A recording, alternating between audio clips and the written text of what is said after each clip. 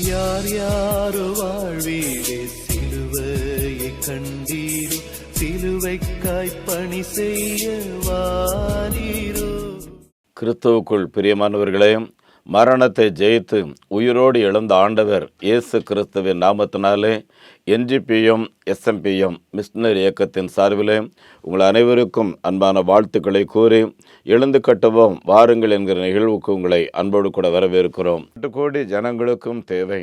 அருமையானவர்களே, நம்முடைய தேசத்து மக்களுக்கு இந்த சுவிசேஷத்தை, இந்த இயேசுவின் நாமத்தை அறிமுகப்படுத்துகிற பணிகளில் ஒரு மிஷனரி இயக்கமாக, ஒரு 70 பேர் கொண்ட குழுவாக இந்த தேசத்துக்காக இயங்குகிறோம். அன்புக்குரியவர்களே, எந்த ஒரு திருச்சபைக்கும் சொந்தமான நிறுவனம் அல்ல.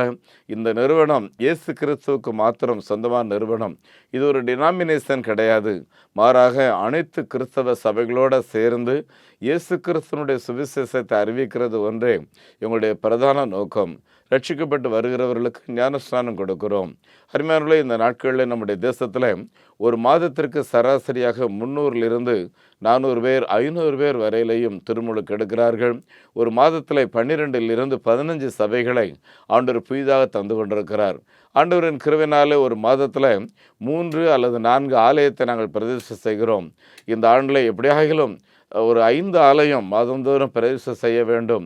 இதுவரையிலே 46 ஆலயங்கள் பிரதிஷ்டை செய்திருக்கிறோம். இந்த வருகிற ஜனவரி மார்ச் 31க்குள்ளாக 100 ஆலயமாக இருக்க வேண்டும் என்று ஒரு தரிசனத்தோடு உழைக்கிறோம். எங்களுக்காக ஜெபம் பண்ணுங்க. ஏன்னா நம்ம நாட்டில் ஆலயம் இல்லைன்னா, அதாவது கோயில் இல்லாத இல்லத்தில் குடியிராதன்னு சொல்லி ஒரு பழமொழி சொல்லுவாங்க. அருமையானவர்களே, எந்தெந்த கிராமங்கள்லாம் கோயில் இருக்கோ, கிறிஸ்தவ ஆலயம் இருக்கோ, அந்த கிராமமே ஒரு பிரகாசமாக இருக்கும். அந்த கிராமத்து மக்கள் ஒரு சமாதானத்தை அனுபவிப்பாங்க.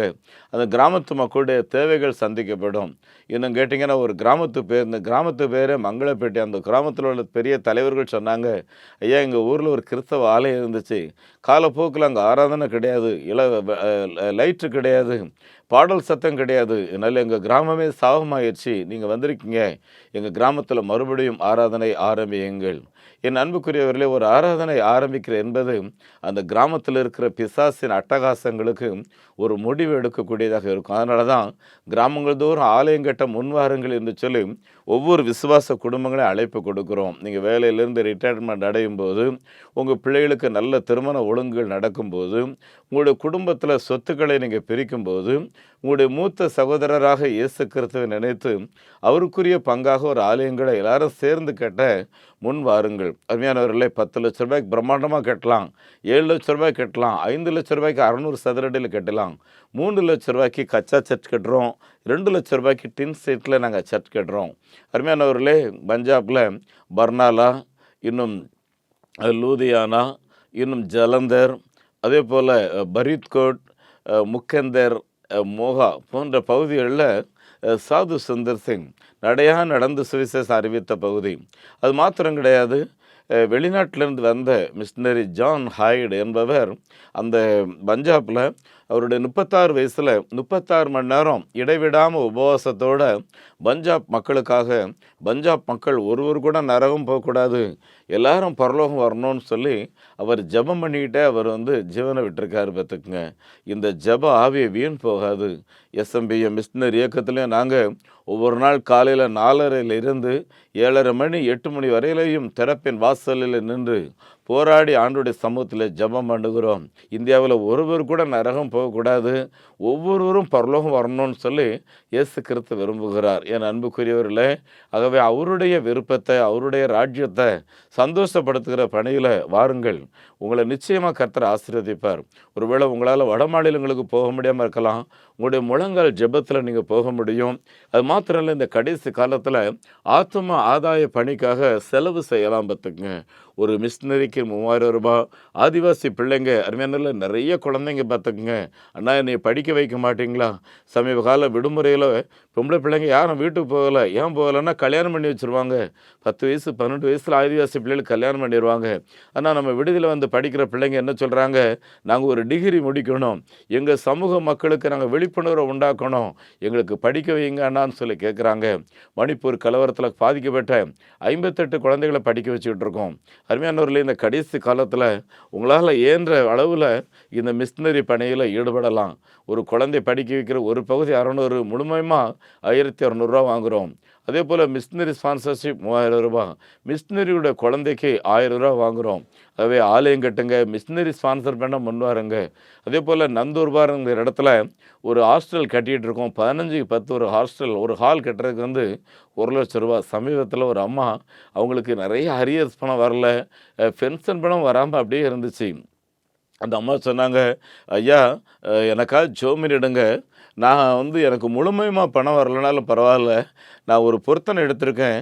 நம்முடைய இயக்க ஊழியத்திற்கு ஒரு 15க்கு 10 ஒரு ஹால் 1 லேக்கில் நான் கட்டணும், அதுக்காக ஜோமினிடு, அந்த பணத்தையே நான் உடனே கொடுக்கணும்னு சொல்லி அந்த அம்மா அன்னைக்கு சொல்லிட்டு போயிருக்காங்க. அடுத்த நாள் அவங்க வங்கியில் அந்த பணம் வந்து கிடந்திருக்கு பார்த்துக்குங்க. என் அன்புக்குரிய ஆண்டவருடைய பிள்ளைகளே, யாரெல்லாம் பொருத்தனை செய்கிறார்களோ, யாரெல்லாம் ஆண்டவருக்காக தீர்மானம் செய்கிறார்களோ, அவங்களோட பொக்கிஷ சாலைகளை ஆண்டவர் நிச்சயமாக நிறைப்பார் பார்த்துக்குங்க. இவங்களுடைய வங்கி எண்ணை குறித்து வைத்துக் கொள்ளுங்கள்.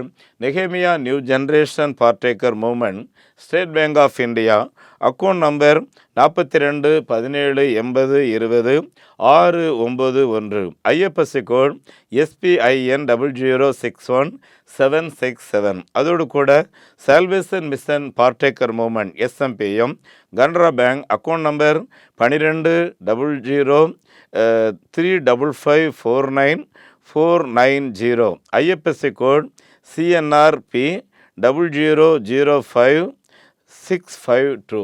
எங்களுடைய தொலைபேசி எண்ணை குறித்து கொள்ளுங்கள். 9043867550, 9447375550. மறுபடியும் சொல்கிறேன், 9043867550, 9447375550. கிறிஸ்துவுக்குள் பிரியமானவர்களே, இந்த நாளில் உங்களோடு கூட தேவரீர் சகலவற்றையும் செய்ய வல்லவர், நீ செய்ய நினைத்தது ஒன்றும் தடைபடாது என்று நான் அறிந்திருக்கிறேன் என்று யோபு தன்னுடைய வாழ்விலே அனுபவ ரீதியாக சொன்னார். என் அன்புக்குரியவர்களே, யோபுடைய வாழ்க்கையில் நடந்த நிகழ்வு நம்ம எல்லாருக்கும் தெரியும் இல்லையா? ஒரே நேரத்தில் அவருடைய 7 பிள்ளைகள் மரித்து போனார்கள். லட்சக்கணக்கான ஆடு மாடுகள், அருமையானவர்களே, ஆயிரக்கணக்கான ஒட்டகங்கள். ஒரு ஒட்டகங்கிறது இன்றைக்கி ஒரு லாரிக்கு சமம் பார்த்துக்குங்க. எல்லாம் போயிடுச்சு, வீடு போயிடுச்சு பார்த்துக்குங்க. அருமையானவர்களே, சமீபத்தில் சலோலோ என்று சொல்லி ஓமன் என்கிற நாட்டில் ஒரு இடம் இருக்குது. அங்கே தான் அந்த யோபு வாழ்ந்த இடம்னு சொல்லி ஒரு பகுதி இருக்குது. நான் அங்கே போய் பார்த்தேன் பார்த்துக்குங்க. என் அன்புக்குரியவர்களே, அவர் ஜெபம் பண்ணின இடம், அதுவே இந்த வனாந்தரமான பூமி. அந்த பூமியில் அவர் ஜெபம் பண்ண இடத்துல மாத்திரம் பார்த்தீங்கன்னா இன்னும் அந்த நீரூற்றுகள் பொங்கி பொங்கி வந்து கொண்டே இருக்கிறது பார்த்துக்குங்க. என் அன்புக்குரியவர்களே, யோபு என்ற பரிசுத்தவான் வாழ்ந்தார் என்பதை அந்த இஸ்லாம் நாட்டில் அழகாக குறித்து வச்சுருக்கிறாங்க பார்த்துக்குங்க. அருமையான அந்த பரிசுத்தவான் வாழ்க்கையில் நடைபெற்ற வேதனையான நிகழ்வுகள் நம்ம எல்லாருக்கும் தெரியும். ஆனால் எல்லா நிகழ்வுகள்லையும் அவர் என்ன சொன்னார்ன்னு பார்த்தீங்கன்னா, என் மீட்பரை நான் சந்திப்பேன், அது மாத்திரம் இல்லை, சர்வ வல்லவரிடத்தில் என்னுடைய பிரச்சனைகளை சொல்லுவேன். என் அன்பானவர்களே, நம்முடைய வாழ்க்கையில் நிறைய போராட்டங்கள் வருது. ஆனால் இந்த போராட்டங்களில் நம்முடைய வாயிலிருந்து வர்ற வார்த்தை எப்படி இருக்குன்னு பாருங்களேன். யோபுடைய ஃப்ரெண்ட்ஸ் கூட அவ்வளோ பேரும் வந்து, நீ அந்த தப்பை பண்ணியிருப்ப, இந்த தப்பை பண்ணியிருப்ப, நீ கடவுளுக்கு துரோகம் பண்ணியிருப்ப, நிறைய சொல்லிக்கிட்டே வந்தாங்க பார்த்துக்குங்க.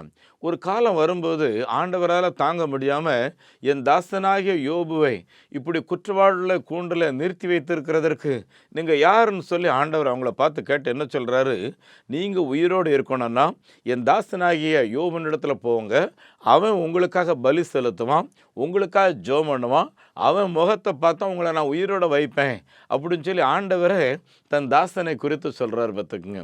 என் அன்புக்குரியவர்களே, இந்த யோபுடைய வாழ்க்கையில் அவருடைய அனுபவ ரீதியான ஒரு வார்த்தை தான். என்ன வார்த்தைன்னா, தேவரீர் நீர் சகலவற்றையும் செய்ய வல்லவர், நீர் செய்ய நினைத்த காரியங்கள் ஒன்றும் தடைபடாது. ஒருவேளை உங்கள் வாழ்க்கையில் நிறைய போராட்டங்கள் இருக்கலாம், நிறைய நெருக்கங்கள் இருக்கலாம், இதை குறித்து கலங்காதிருங்கள். ஏன்னா அந்த எல்லா நிகழ்வுகளுக்கும் ஒரு முடிவு காலம் உண்டு பார்த்துக்குங்க. என் அன்புக்குரியவர்களே, ஜெசிமன் பிராண்ட் என்ற ஒருவர் கொல்லிமலையில் ஆண்டோடைய ஊழியத்தை செய்தார். அவர் இந்த லெப்பர்ஸுக்கு சிறந்த ஒரு மருத்துவர். அவருடைய குணாதிசயங்களை பார்த்து ஆண்டவரை சொந்த இரட்சகராக ஏற்றுக்கொண்டவர்கள் அதிகமானவர் பார்த்துக்குங்க. கடைசியாக பார்த்திங்கன்னா அவருடைய டாக்டர் பால் பிராண்ட் அப்படின்றவர் அவருடைய மகன். அவர் தான் வெள்ளூர் சிஎம்சிக்கும் தலைவராக இருந்தார். அதாவது மேனேஜிங் டைரக்டராக இருந்தார். என் அன்புக்குரியவர்களே, இவருடைய வாழ்க்கையில் நிறைய இழப்புகள், நிறைய போராட்டங்கள். அவர் ஆரம்ப காலங்களில் பார்த்திங்கன்னா, அவருக்கு வாங்கன்னு சொல்லி கூப்பிடுறக்கோ தண்ணி கொடுக்குறக்கோ ஆள் கிடையாது. ஒரு நாள் இந்த பகுதியில் ஒரு கிறிஸ்தவங்க கூட இல்லையா அப்படின்னு சொல்லி ரொம்ப யோசித்து கடைசியில் இந்த அரசு கேசரத்தில் டேவிட் அப்படின்னு ஒரு பேரை பார்க்குறாரு. அவர் ரொம்ப தூரத்தில் இருக்கிறார். நடந்து அந்த டேவிட்டை போய் பார்க்குறாரு. அந்த டேவிட் ஃபுல் போதையில் இருக்கார் பார்த்துக்குங்க. இதெல்லாம் பார்த்தவருக்கு ரொம்ப மனச்சோர்வு. என் அன்புக்குரியவரில், ஒருவேளை சர்வ வல்லமையுள்ள தேவனுக்கு வேலை செய்ய வந்தாலும் இவ்வளோ மனச்சோர்வா அப்படின்னு சொல்லி மிகவும் சோர்ந்து போயிருந்த அவருடைய வாழ்க்கையில் யோபுடைய வாழ்க்கை அவருக்கு எப்பவும் ஒரு ஆறுதலாக இருந்துச்சு. தேவரீர், நீர் சகலவற்றையும் செய்ய வல்லவர், நீர் செய்ய நினைத்தது ஒன்றும் தடைபடாது. அது மாத்திரமல்ல நண்பானவர்களே, நம்முடைய தமிழ் திருச்சபையுடைய தலைவர் ஒரு எழுதின பாடல், தேவ பிதா எந்தன் மேய்ப்பனல்லோ சிறுமை தாட்சியடைகிலேனே.